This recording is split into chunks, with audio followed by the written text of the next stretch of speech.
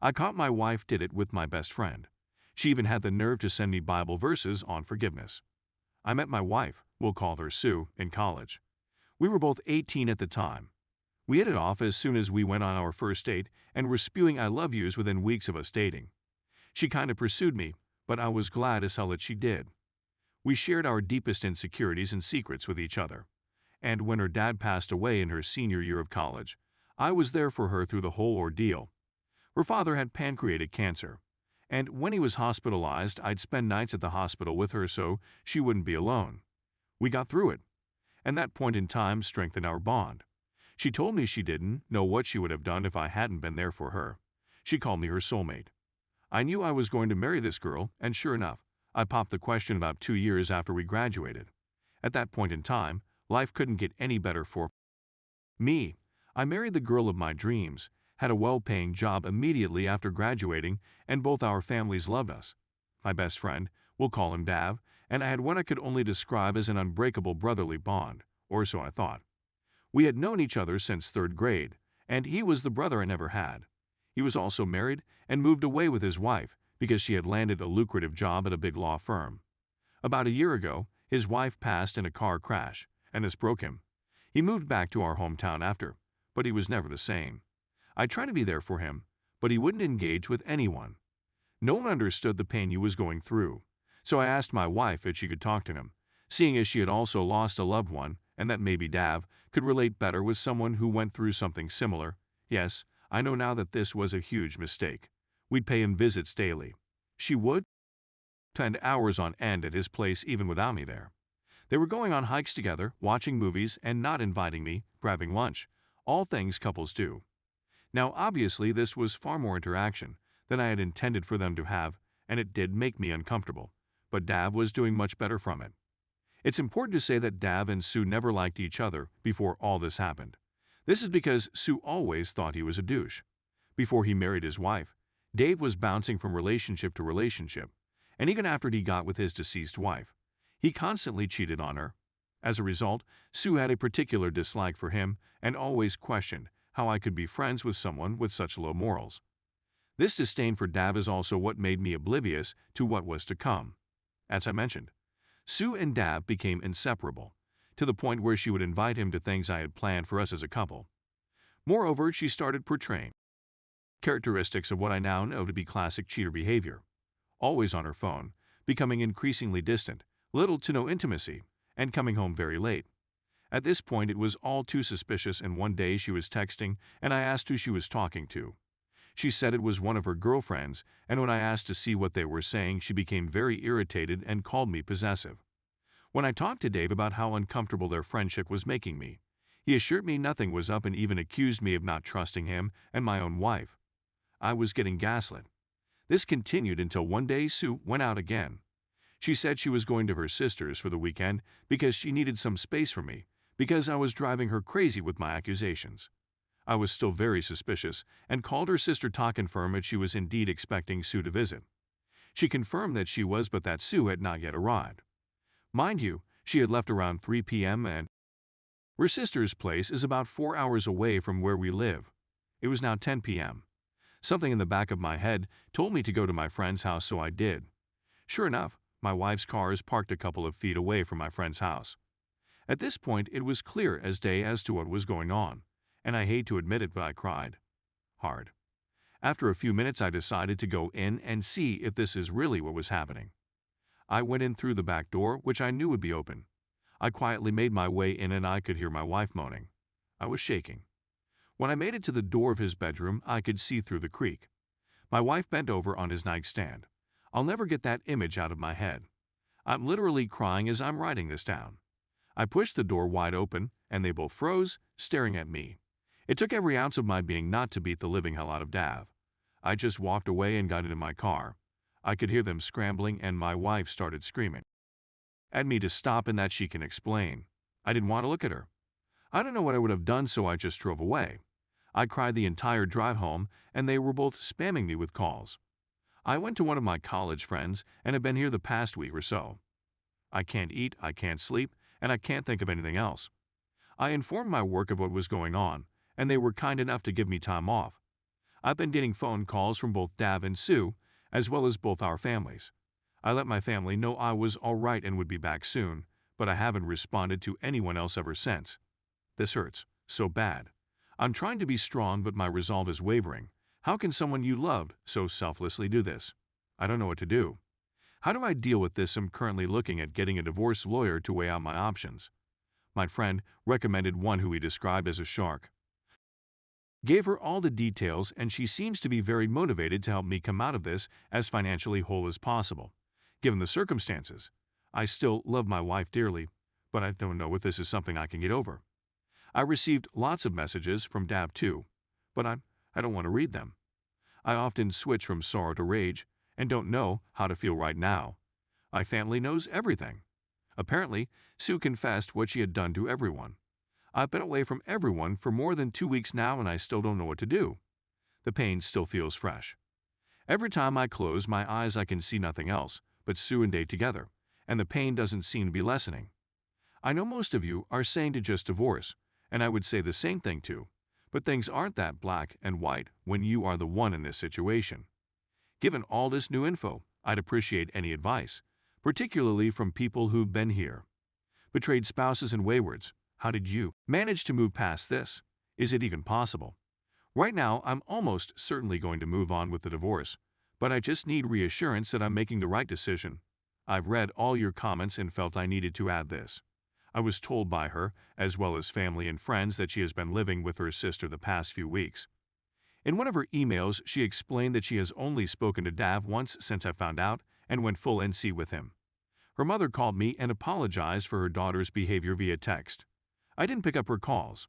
She said Sue is in individual counseling at the moment. In another one of her emails, she said she was never going to leave me for Dav.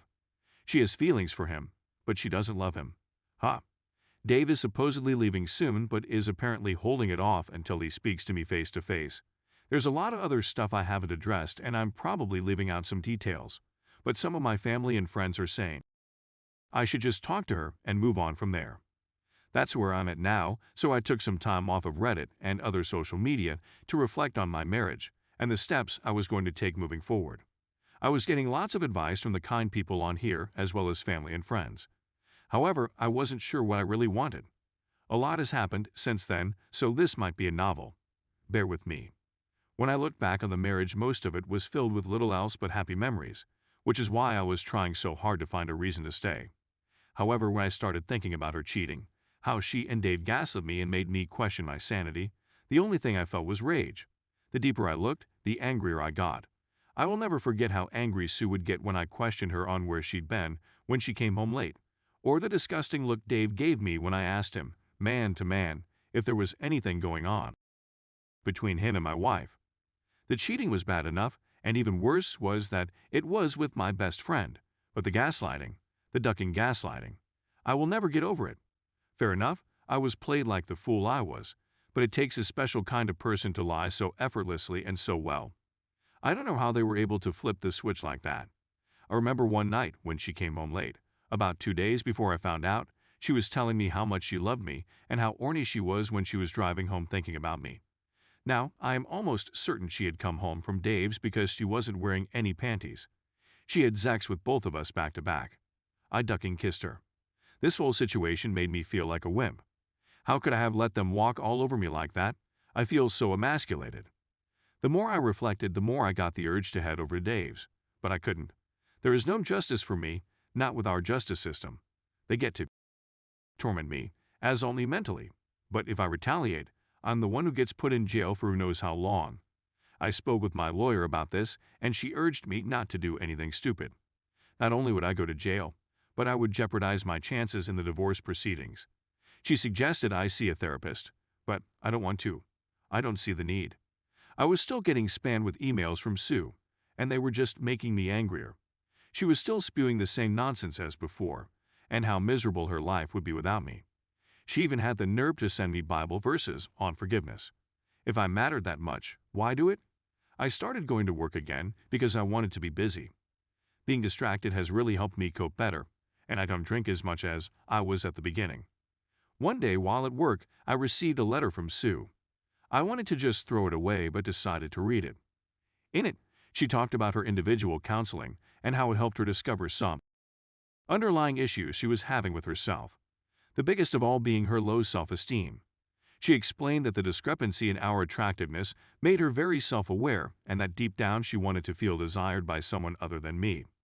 According to her, her sister has always been much prettier than her, and this contributed to her low self-esteem. She said that even though she knew I was attracted to her and that I made her feel beautiful, she sought that validation from someone else. She apologized again and said it wasn't an excuse, but that she was simply looking for a way to make sure it never happens again, should I decide to give her another chance. She then proceeded to ask if we could try marriage counseling to work things out. I still didn't respond to anything she or her family sent me at this point, so I just ignored it. Anyway, I started the divorce proceedings, and the first order of business was splitting our finances, and unfortunately, I couldn't untangle myself from her without her consent. We each have separate accounts, as well as a joint savings account, and unfortunately, I can't take what I'm entitled to from it without her. Even though I make significantly more than she does, and have contributed the most of the money in that account, I'll probably have to split it with her 50/50. So I just proceeded with filing the divorce papers. She was served a few weeks ago, and then the monkey show started. The very day she was served, she showed up at my apartment with the divorce petition in her hands. I don't know how she found out where I was. We just stared at each other for what felt like forever, and all the pain from that night came back. All the emotions I felt returned with renewed vigor. I almost teared up again, but I didn't. She looked like she had been crying and she rushed towards me and tried to give me a hug. I gently pushed her away, and this somehow made her hysterical. She started shouting, asking why I was giving up on us so easily, and if we could just talk it out. At this point, I figured I just wanted to get away from her.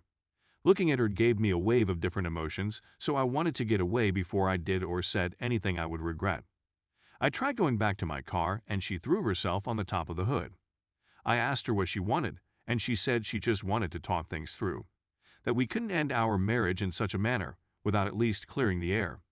I relented because she was clearly not taking no for an answer and was making a scene. We got into my apartment, and I just sat down and listened to what she had to say. Again, she said she would do anything to save our marriage, that she doesn't love Dave, that she's sorry. She said she did some research on how we can move forward and suggested a trial separation. In this separation, she said I could date whoever I wanted, but that I should hold off on the divorce and at the very least give her the chance to mend our friendship and then our relationship as husband and wife. She suggested a lot of other crazy stuff like a one-sided open marriage in my favor, tried showing me stories of other couples who have survived infidelity, and even suggested that we should just move to a different state or even a different country, just the two of us. That part kinda hurt me because we had spoken about moving and starting our family not too long before all this happened. When she was done, we just sat there in silence, again just staring at each other, and then I asked her why. Why him? Why cheat on me with him and then come back only after I caught her? She started sobbing really hard when I asked these questions. She said she felt really guilty even during the acts, but that she didn't know how to stop. That she was so deep in the affair that he didn't think of the consequences and what she was going to lose. She said that the counseling made her realize that she probably would have cheated on me at some point, if not with Dave then with someone else. This was supposed because of the same underlying issues that she was making me uneasy. Then it came out. She said she found out she was pregnant not long after I had left and that she got an abortion because she wasn't sure who the father was. She said she thought if it turned out to be Dave's, there would be no room for reconciliation, and she felt she had to do it. I couldn't believe what I was hearing. I was in shock, and she started begging even more not to let this be the end of our relationship. I just went numb. I asked her to leave, and she begged me to stay. That we still needed to talk. All this begging was simply infuriating, coupled with the news I just heard. I asked her how far along she was when she found out she was pregnant, and she said a few weeks. Then it hit me. Wait, you said in an email that you only started having sex with Dave about a week before I found out. Was that a lie? She nodded. She fucking nodded. She explained that she only said that because she didn't want to hurt me with the details and was trying to minimize it. She confessed that it was physical for less than a month. She tried to console me, but I pushed her away. I asked her to leave and never come back. She tried saying something, but I just started yelling at her to leave. She asked if we could talk again once I processed everything, and I refused. I told her that I had found a job in another state and would be moving as soon as the divorce was underway. In our state, there is a 2-month cool-off period after you file. I had already planned on doing this and was just finalizing everything before I resigned from my current job. I had already given my boss a notice at that point. When she heard us, it was more the same crying and pleading like before. I told her to leave or I would call the police. She reluctantly left, and I just lay on the floor wondering where I went wrong. How did my marriage get to this point in such a short period of time? I just couldn't understand it. I was somewhat sure of the divorce before, but after she and I spoke, I was now more sure of my decision than ever before. I ignored all efforts on Sue's end for contact again. However, a few days ago, this was on Thursday, I received a phone call from my mom that Sue was in the hospital. Apparently, she was hospitalized for pills overuse. This all felt like a nightmare. I still don't know how to process all of this. Why is all of this happening? I visited Sue in the hospital and she seemed to be okay, but she was checked into a psych ward. That's where things are at now. I still have no idea why she would do this, and the time I visited her, she was asleep. It hurts cause I still love her, and right now, I'm just happy she's okay. I hadn't been thinking of the divorce given what's going on right now. How do I even proceed? There's probably a lot of important details I'm leaving out, but adding them will just make this unbearably long. I just need suggestions on what I should do next. I was hoping my last update would be my last post relating to this matter, but here I am again. It's been about 8 months since my life turned into a monkey show, and unfortunately for me things just keep getting worse. I'm not going to go into detail, but I hope I can give enough to get some constructive feedback from you on here. You've been far more helpful than you know. The last time I posted, Sue was in a pretty bad mental state, and fortunately, she got better after some therapy. I felt really bad for her, but I knew I couldn't stay. I know a lot of people have made it through this kind of stuff, but I know myself. Had I stayed, I'd only be doing myself and her more harm than good. I'll never get over it, and will probably harbor some resentment even a couple of years from now. We agreed to divorce, but she wanted us to remain in contact even if it was just minimal. The divorce process was pretty smooth, and we got divorced about a month ago. I moved to the West Coast to start anew and things were finally starting to look good for me. But then I got a phone call about Sue again from her sister. And long story short, Sue suffered from a stroke. She is almost completely immobile on the left side of her body and can barely speak. I can't even put into words how devastating that was to hear, let alone how crushed I felt when I went to visit her. She looked nothing like the person I knew, and she'd always cry when she saw me. One of the worst parts about all this is I can't help but feel like it's my fault this happened to her. People tell me it isn't, but I feel like it is.